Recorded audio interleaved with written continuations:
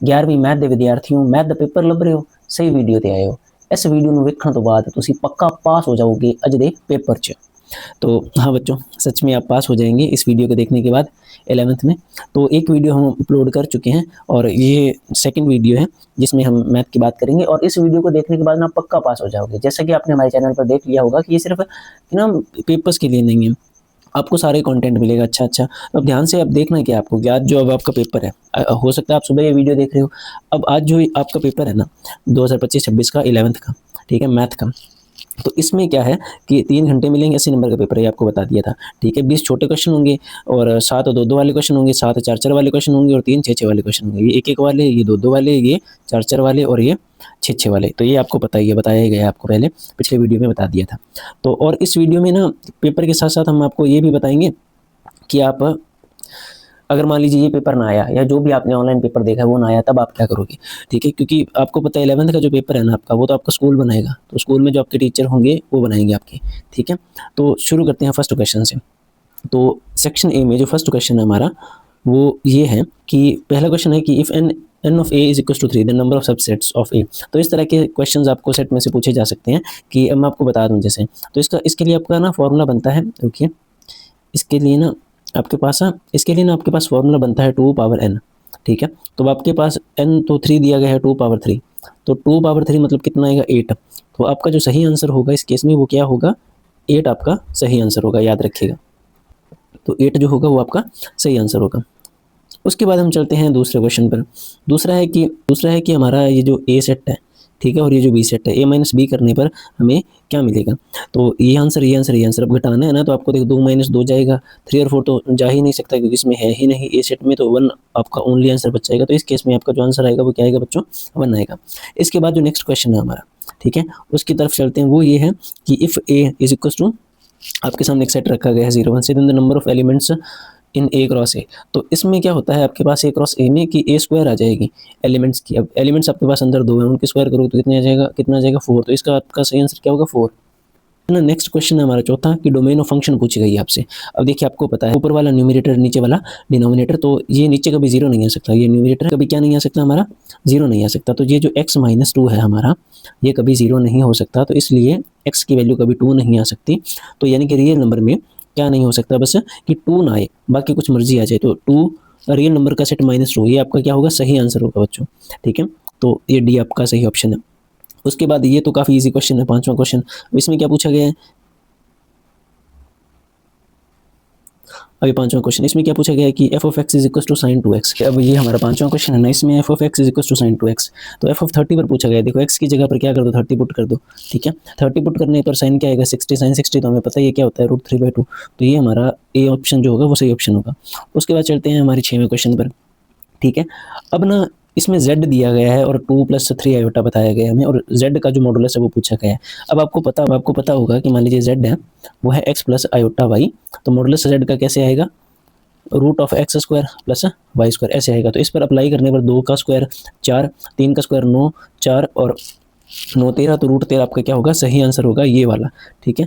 तो ये आपका सही आंसर है। इसके बाद सॉल्यूशन सेट पूछा गया है। x की वैल्यू जो है ना वो देखिए 4 से तो कम होनी चाहिए और 4 के बराबर भी आ सकती है। तो मान लीजिए ये 4 है, इससे कम हो, यहाँ इस साइड हो, ठीक है, ये इसके बराबर भी आ सकती है। तो क्या होगा आपके पास कि ये देखिए -∞ से 4 की तरफ, ये आपका सही आंसर होगा। 4 आ सकती है तो ब्रैकेट आपके पास यही है क्लोज्ड इंटरवल। तो ये आपका क्या है सी ऑप्शन सही आंसर है। उसके बाद है दिवाली की, ये आपका आ गया 8th क्वेश्चन। अब दिवाली में आप देखिए 6 डिजिट्स हैं आपके पास, 6 नंबर्स हैं, 6 वो लेटर्स हैं। तो नॉर्मली क्या हो जाएगा 6 फैक्टोरियल हमें पता है, अगर आप सॉल्व करोगे तो 720 आएगा। तो यानी कि इसमें आपका 720 सही आंसर है। उसके बाद जो 9वां क्वेश्चन है ना उसमें वो बाइनोमियल में से है कि the total number of terms in expansion. जब हम एक्सपेंड करते हैं ना तो एक टर्म एक्स्ट्रा ऐड हो जाती है। अगर मान लो पावर n है तो अब टोटल टर्म्स n+1 आएंगी, ठीक है। तो n+1 क्या होगा आपका सही आंसर होगा, ठीक है। इसके बाद 10th क्वेश्चन है अर्थमेटिक मीन वाला। अगर हमें अर्थमेटिक मीन निकालना हो तो हम नॉर्मली क्या करेंगे a+b/2 कर देंगे। ये हमारे पास फॉर्मूला होता है, आप नोट करते जाइए, आपका एग्जाम अच्छा जाएगा अगर आप ऐसे करोगे तो, ठीक है। तो हमारे पास 2 और 4 कितनी होगी 6 बटा, वो फॉर्मूला लगाने से 2 और 4 6/2 यानी 3 आ गया। तो हमारे क्या कौन सा सही आंसर होगा 3। ठीक है। उसके बाद स्लोप ऑफ एक्स एक्सिस, देखिए मैं आपको वैसे ही बता देता हूँ, ये एक्स एक्सिस है, तो इसका अगर स्लोप पूछा जाए ना तो इसका इसके साथ थीटा 0 होता है, तो अगर आप निकालोगे ना तो इसका स्लोप आएगा 0। अगर आपको वाई एक्सिस का स्लोप पूछ लेना तो वो इन्फिनिटी आएगा, तो वाई का याद रखिएगा, एक्स का याद रखिएगा, बता दिए एक्स का तो आपको, या ये अनडिफाइंड है ना, ये वाई में होगा, तो एक्स एक्सिस का स्लोप क्या आएगा बच्चों 0, तो यहाँ पर आपका 0 आ गया। अब क्या है आपके पास है, if two lines are perpendicular then product of their slope. मैंने आपको थोड़ा सा समझा देता हूँ, ये ज़्यादा ही आ रहा है क्वेश्चन। तो देखिए अब आपके पास क्या है कि जैसे दो लाइंस हैं, ठीक है, जैसे मान लीजिए ये हमारा नॉर्मल एक्सिस है, ठीक है। अब आपके पास दो लाइंस है, एक आपके पास ये लाइन है और आपके पास ये लाइन है। अब ये दोनों लाइंस क्या हैं, पैरेलल। अगर ये दोनों लाइंस क्या होगी, पैरेलल, तो m1 और m2 क्या होंगी, बराबर, यानी कि लाइन 1 और लाइन 2 अगर पैरेलल होंगी तो ये दोनों स्लोप क्या होंगी, बराबर। अगर यही मान लीजिए ये लाइन m1 ऐसे जा रही है, ठीक है, इसका स्लोप m1 है, दूसरी लाइन ऐसे है, परपेंडिकुलर है, स्लोप m2 है, तो इन दोनों के स्लोप की प्रोडक्ट क्या होगी, -1। ये आप याद रखिएगा, ऐसे क्वेश्चन आपसे पूछे जाते हैं। अब आते हैं वापस क्वेश्चन पर। तो if two lines are perpendicular then product of their slopes, अभी आपको बताया क्या आएगा, m1 m2 परपेंडिकुलर हो तो स्लोप की प्रोडक्ट -1। तो इस केस में आपका क्या आ जाएगा आंसर, -1। अब चलते हैं आगे थोड़ा सा। अब है पैराबोला। अब ये भी मैं आपको थोड़ा सा बता देता हूँ, आपको ऐसा ना कुछ पूछा जा सकता है, ठीक है, जल्दी जल्दी बता देता हूँ आपको। तो मान लीजिए ये हमारा पैराबोला है, ठीक है। अब पैराबोला में क्या होगा कि आपका ये एक पॉइंट होगा a0, ये इसे हम बोलेंगे फोकस। अगर a0 है ना तो इक्वेशन क्या लिखी जाएगी, y square is equal to 4ax, यानी कि a आएगा। कोई भी आपके पास इक्वेशन आ गई, जैसे मान लीजिए y square is equal to 6x आ गई, तो अब इसे ना यहाँ मान लीजिए 8x आ गई, अब इसे तोड़ लीजिए, इसे 4 × 2x लिख सकते हो। तो अब ये ऊपर वाली से कंपेरेबल है, तो 4 x और x, तो a कितना आया 2, यानी कि इस केस में फोकस क्या था 2। अब देखिए आपको क्या दिया गया, ए ही दिया गया कि इतना सिंपल सा यार, कितना सिंपल, अभी मैंने यहाँ लिख ही दिया था, देखो, ठीक है। अब आगे चलते हैं, तो अब क्या होगा इस केस में, क्या होगा हमारा, ये a0 वाला सही आंसर होगा, ये हमारा सही आंसर है। उसके बाद ये देखो रेडियस ऑफ सर्कल पूछा जा रहा है। अब आपको पता है इक्वेशन होती है सर्कल के रेडियस की, क्या होती है इक्वेशन, कि x square plus y square is equal to r square. R square को इसके साथ 2 के साथ कंपेयर करोगे तो r square is equal to 2, तो आर क्या आ गया आपका √2, तो √2 आपका क्या होगा, सही आंसर होगा। तो हमने इतने क्वेश्चन कर दिया, 15 नंबर क्वेश्चन पर आ चुके हैं। अब देखिए यार ये ना काफ़ी सिंपल है, वाई जेड प्लेन आ गया आपके पास, तो वाई जेड प्लेन में ना एक्स 0 होगा, एक्स क्या होगा, एक्स 0 होगा, ठीक है। तो x0 वाला तो ये एक ही कोऑर्डिनेटर था, यानी कि ये आपका क्या होगा, सही आंसर। उसके बाद ये है, अब इसमें मैं आपको बता दूं थोड़ा सा कि अगर मान लीजिए लिमिट x अप्रोच करे 0 को और साइन x/x हो तो इसे हम 1 लिखते हैं, ये आपको पता था शायद।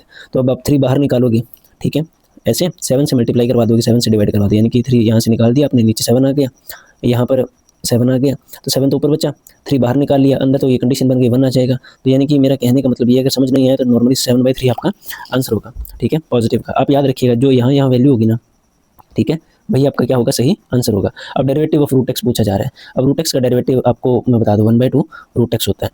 तो अब इसमें तो ये हमारा फिर सही ऑप्शन है, ये तो सॉल्व ही किया गया है।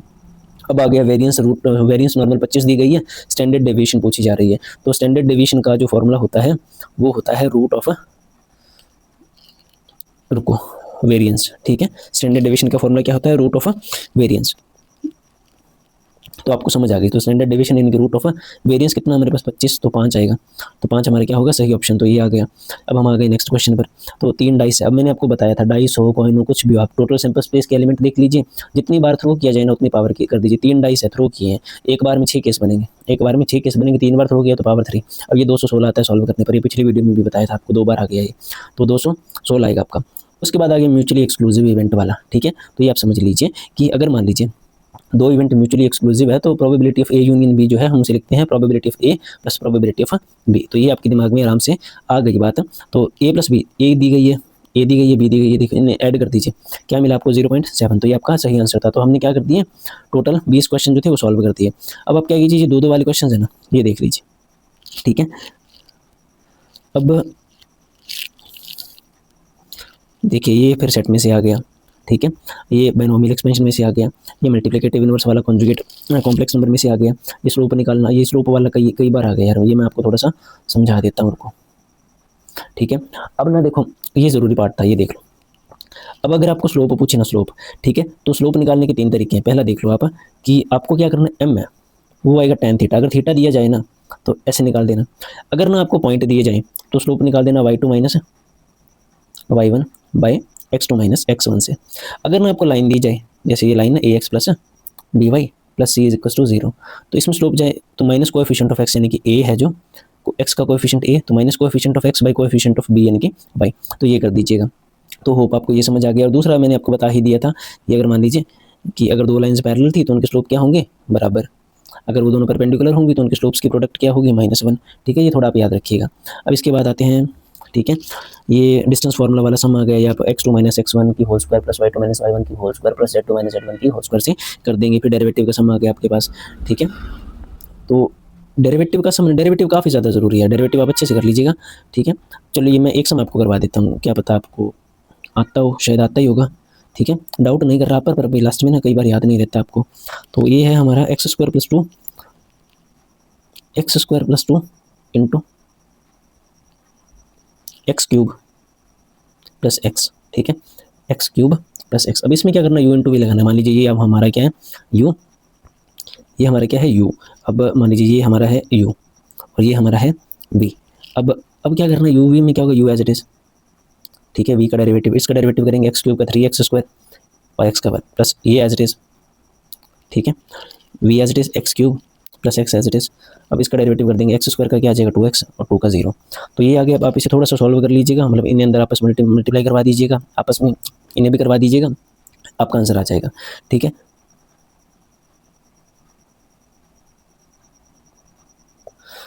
अब है हमारा लिमिट का क्वेश्चन, सेक्शन डी आ गया। ठीक है, ये डोमेन रेंज वाला सेट में से पूछा गया आपसे। उसके बाद देखिए ट्रिको का ये क्वेश्चन आ गया। ठीक है, ऐसे क्वेश्चन काफ़ी ज़्यादा पूछे जाते हैं, ऐसे क्वेश्चन। इसमें सी डी लगा दीजिएगा, ये तो सेट से आप सॉल्व कर ही लोगे। ठीक है, उसके बाद क्या है, ये हमारा लीनियर इनइक्वालिटीज़ में से पूछा गया है। नॉर्मली आपको क्या करना है, एक्स की वैल्यू निकालनी है, बस कुछ भी नहीं करना। जैसे कि मान लो मैं थोड़ा सा आपको बताऊँ ना, जैसे इस केस में कि आपके पास जैसे ये 7 है, यहाँ पर 2 है। ठीक है, 1 मिनट रुकिए, ये 7 है, ये 2 है, ये 11 है। अब उसे मल्टीप्लाई करवा देना, मतलब इसे तो यहाँ पर 14 आ जाएगा, less than equal to 3x plus 11 less than equal to 22 आ जाएगा। अब ना यहाँ पर 11, तीनों साइड में 11 माइनस कर देना, इसमें से 11 हटाएंगे तो कितना आ जाएगा, 3। ठीक है, यहाँ पर आ गया 3x, यहाँ पर क्या आ गया, इसमें से 11 घटा दिए तो 11। अब ना 3 से डिवाइड करवा देंगे, 3 से डिवाइड करवाएंगे तो यहाँ पर बचेगा 1। ठीक है, यहाँ पर बचेगा x और यहाँ पर बचेगा 11/3। तो ये हमारा आंसर है। तो 2 नंबर में ऐसे आप सॉल्व कर लोगे, ऐसे, ये बस आपको बताने के लिए था। ठीक है, उसके बाद चलते हैं आगे। अब ये ना मैं ना यहाँ पर ऐड करना भूल गया, यहाँ पर क्या था, फैक्टोरियल था, 1/6 factorial plus 1/7 factorial is equal to x/8 factorial. ये काफ़ी इंपॉर्टेंट है, आपको पता ही है, ये आप कर लोगे। ठीक है, थोड़ा सा अगर बताना हो तो जैसे 6 फैक्टोरियल ऐसे रहेगा, 7 को क्या क्या लिख दीजिएगा, 7 × 6 फैक्टोरियल, 8 को 7 8 × 7 × 6 फैक्टोरियल। बोथ साइड आप यहाँ से कॉमन निकाल लीजिएगा, वहाँ से निकाल लीजिए, कट जाएगा। पूरा सॉल्व करूँ, पूरा आता होगा आपको। ठीक है, हमारे पास में टाइम कम है यार, वरना मैं ये सारे ही सॉल्व कर देता आपको, सारे। तो ये क्वेश्चन है ना, ये मत छोड़ना आप। ये जो अब आया ना सामने कि फर्स्ट प्रिंसिपल से tan x का डेरिवेटिव करना, या मान लीजिए cos x का डेरिवेटिव करना, ठीक है, या sin x का डेरिवेटिव करना, ये फर्स्ट प्रिंसिपल ही हमारा 5 स्टेप रूल या इनिशियो मेथड है, ये सारे इसी के नाम है। तो ये काफ़ी ज़रूरी है, यहाँ पर ना याद से कर लीजिएगा। अब आगे चलते हैं सेक्शन डी की तरफ। ये देखिए, ये क्वेश्चन जो सेट में अब दिखाया है ना मैंने आपको, ये आपने कई सारे सैम्पल पेपर्स में देखा होगा। ये काफ़ी ज़्यादा ज़रूरी है और काफ़ी आसान भी है, ये आप कर दीजिएगा। ठीक है, उसके बाद देखिए ये आ गया एक सम, ये भी ज़रूरी है। ठीक है, ये सम देख लीजिए, और ये मीन वेरिएंस वाला ये सम देख लीजिए, ये काफ़ी ज़्यादा ज़रूरी है। अब ना मैं आपको कुछ चीज़ें ऐड करता हूँ अपनी तरफ से, जैसे ठीक है, कुछ सम थे मैं वो अपनी तरफ से ऐड करता हूँ, जैसे, तो वो आपने थोड़ा देख लीजिएगा। 1/8 factorial plus 1/9 factorial is equal to x/10 factorial. ऐसे क्वेश्चन पूछे गए हैं काफ़ी बार आपसे। उसके बाद क्या है, आप ना जैसे ये सम है, एक मिनट, ये आपके लिए सही करके लिखते हैं हम थोड़ा सा। ये हमारा एक क्वेश्चन हो गया। और दूसरा हम यही कर लेते हैं, वो है जैसे कि मान लीजिए आपको पूछा गया है कि sin 5x, ठीक है, plus sin 3x by cos 5x plus cos 3x is equal to tan 4x। Okay, ये भी पक्का आ सकता है आपको, ये क्वेश्चन काफ़ी बार पूछा गया, आ सकता है आपको, थोड़ा देख लीजिएगा ध्यान से। उसके बाद इसे भी थोड़ा सही करके लिख देते हैं, होप आपने देख रखा होगा।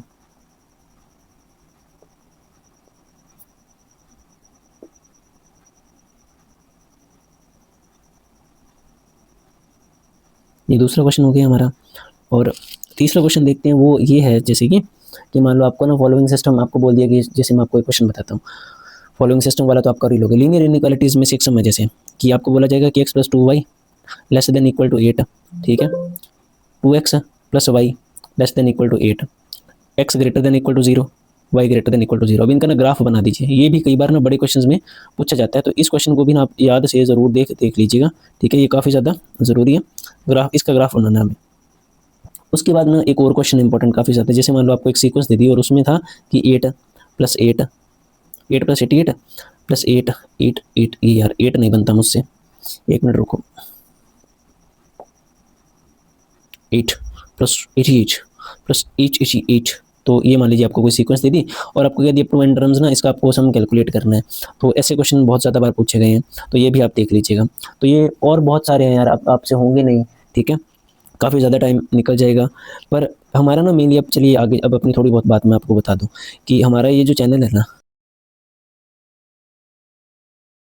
अब मैं आपको थोड़ी बता दूँ अपनी कि हमारा ये जो चैनल है ना राइज, ठीक है, एंड शाइन एनके, ये ना मेनली पंजाब बोर्ड के लिए ही है। और ना हम इसमें मेनली आपको फिजिक्स, केमिस्ट्री, मैथ यही सब्जेक्ट पढ़ाते हैं, तो ये ना काफ़ी काम आएगा आपके।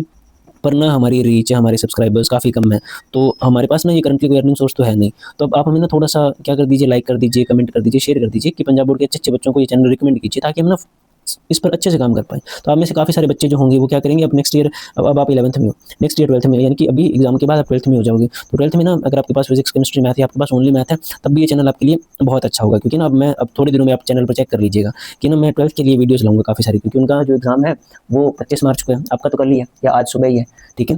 तो उनके आप देख लीजिएगा 80/80 उनके नंबर रहेंगे। तो ये चैनल आपके लिए काफ़ी हेल्पफुल होगा। ये इस पर सिर्फ वीडियोज़ अपलोड नहीं करेंगे ऐसे ही, मतलब पेपर वाले, मतलब आपको सच में पढ़ाया भी जाएगा। आप समझ गए होंगे मैं क्या बोल रहा हूँ। तो भूल मत जाना और सब्सक्राइब कर लेना, ठीक है, भूल जाओगे आप। और पक्का शेयर करना, जितना ज़्यादा आप शेयर करोगे, जितना ज़्यादा बच्चे हमसे जुड़ेंगे, उतना ज़्यादा अच्छा काम हम कर पाएंगे। प्रॉमिस करते हैं बच्चों, आपको कोई बैच नहीं लेना पड़ेगा, कोई ट्यूशन नहीं रखनी पड़ेगी। तो ठीक है बच्चों, बेस्ट ऑफ लक। तो भगवान जी करे आपका एग्ज़ाम हो वो काफ़ी अच्छा जाए। आकर कमेंट ज़रूर करना कैसा एग्ज़ाम रहा आप सबका।